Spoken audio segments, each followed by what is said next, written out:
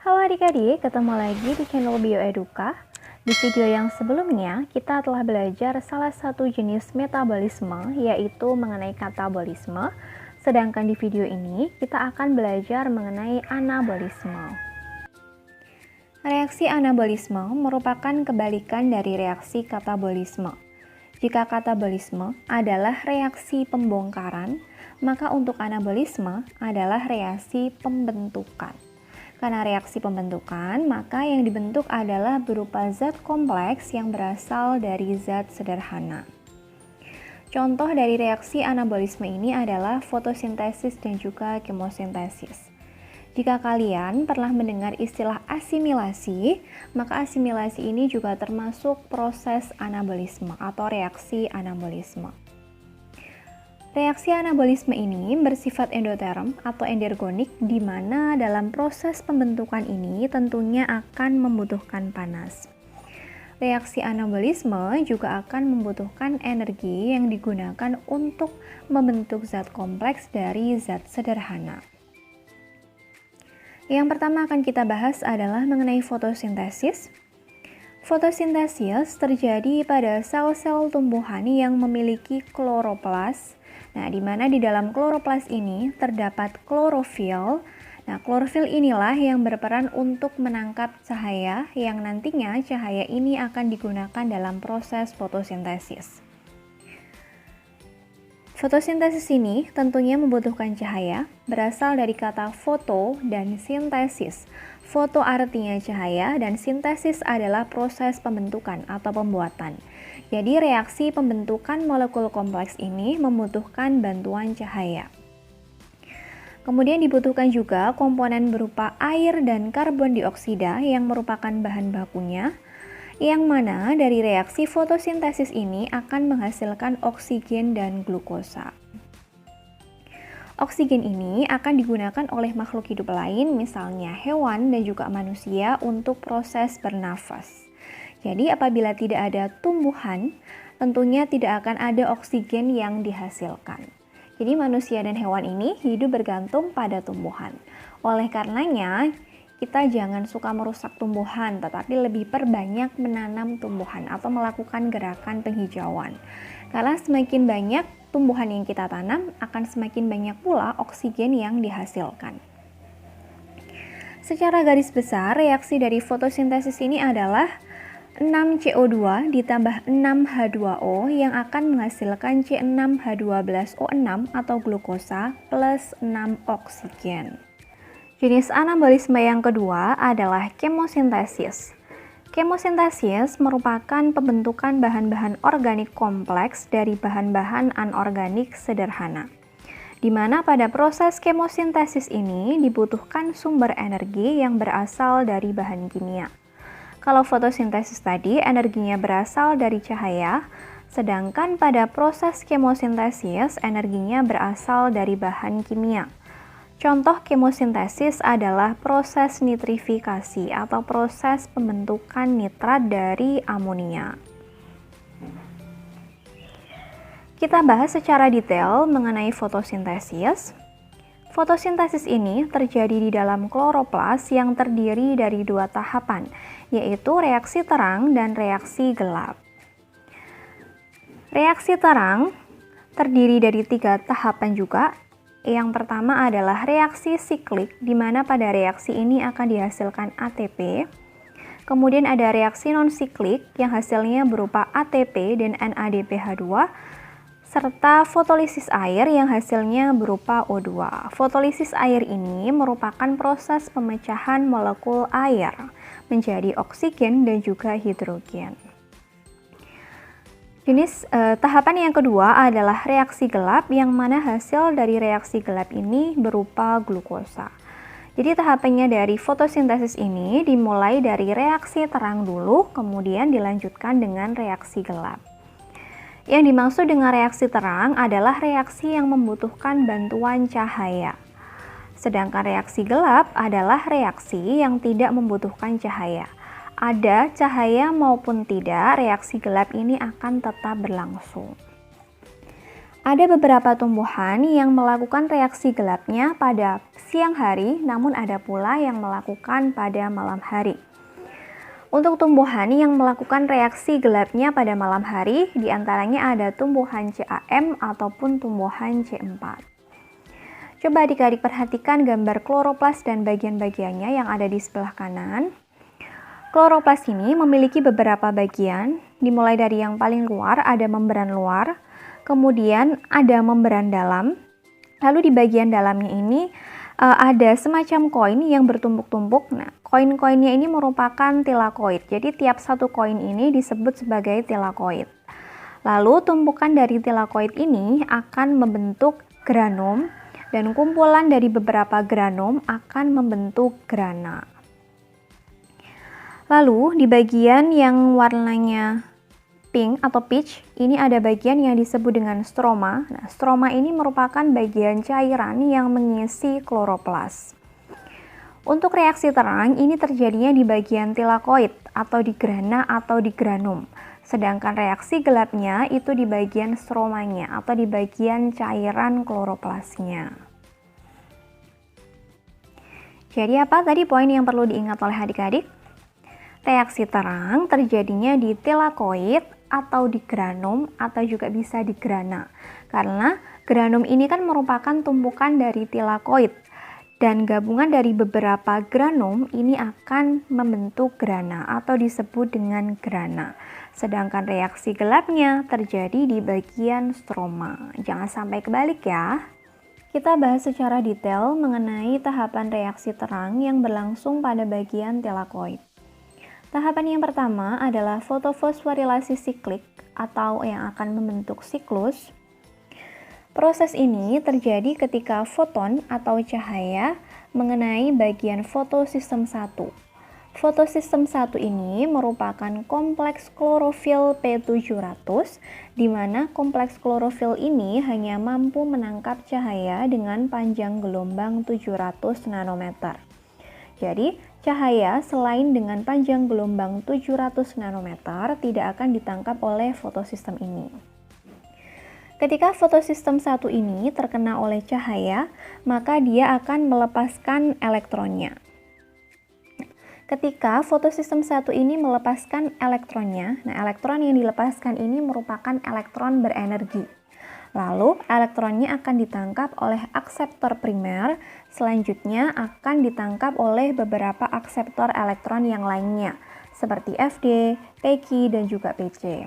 Lalu, elektronnya ini akan kembali lagi ke fotosistem 1. Jadi, elektron yang telah hilang atau tereksitasi ini akan kembali lagi ke fotosistem 1. Nah, pada proses pelepasan elektron ini, karena elektronnya merupakan elektron berenergi, maka akan ada energi yang dihasilkan.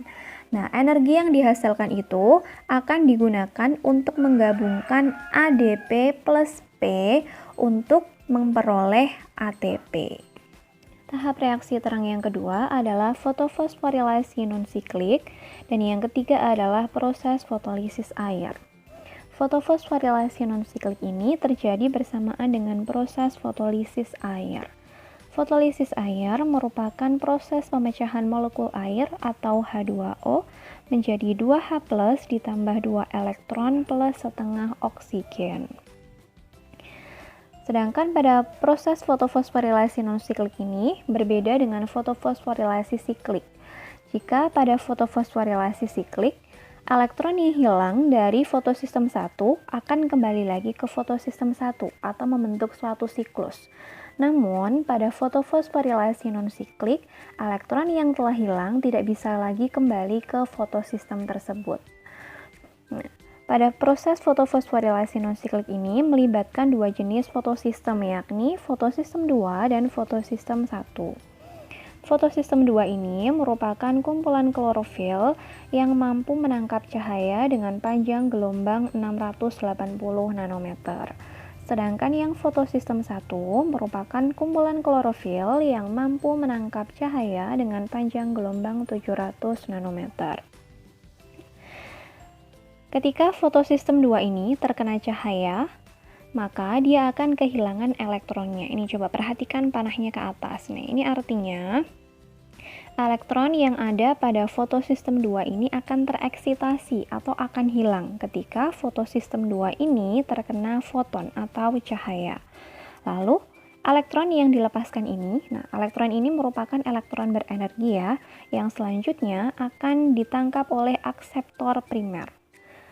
Nah, setelah fotosistem 2 ini kehilangan energinya, kehilangan elektronnya, otomatis elektronnya ini akan digantikan oleh elektron lain. Nah, elektron dari mana? Yaitu elektron yang berasal dari hasil fotolisis air.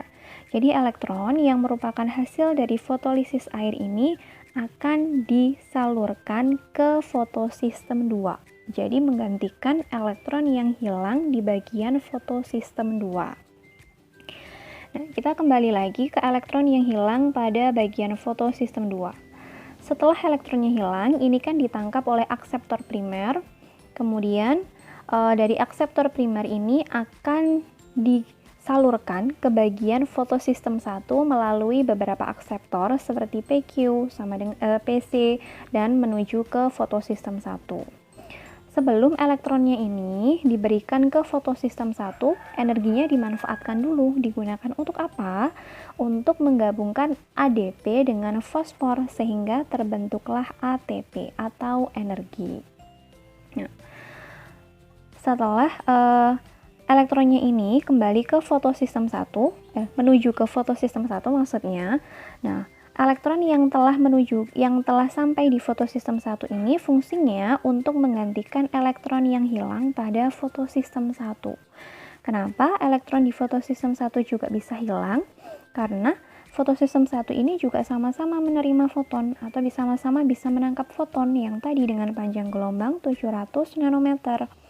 Nah, ketika fotosistem 1 ini menangkap cahaya dengan panjang gelombang 700 nanometer, dia akan kehilangan elektronnya juga nih, arahnya juga ke atas. Nah, setelah fotosistem 1 ini kehilangan elektron, maka elektronnya hilang tadi akan digantikan oleh elektron yang berasal dari fotosistem 2. Lalu, elektron yang hilang dari fotosistem 1 ini akan kemana? Tentunya akan ditangkap juga oleh akseptor primer. Kemudian akan ditangkap lagi oleh ferredoksin menuju ke NADP plus reduktase. Di sini, ini bisa dilihat ada proses penggabungan NADP plus ditambah dengan 2H plus. Nah, H plusnya ini diperoleh dari mana? Tentu dari proses fotolisis air. Nah, NADP plus ini kan akan bergabung dengan 2H plus. Setelah keduanya bergabung, maka akan terbentuk NADPH plus H+, atau biasanya kita singkat menjadi NADPH2+.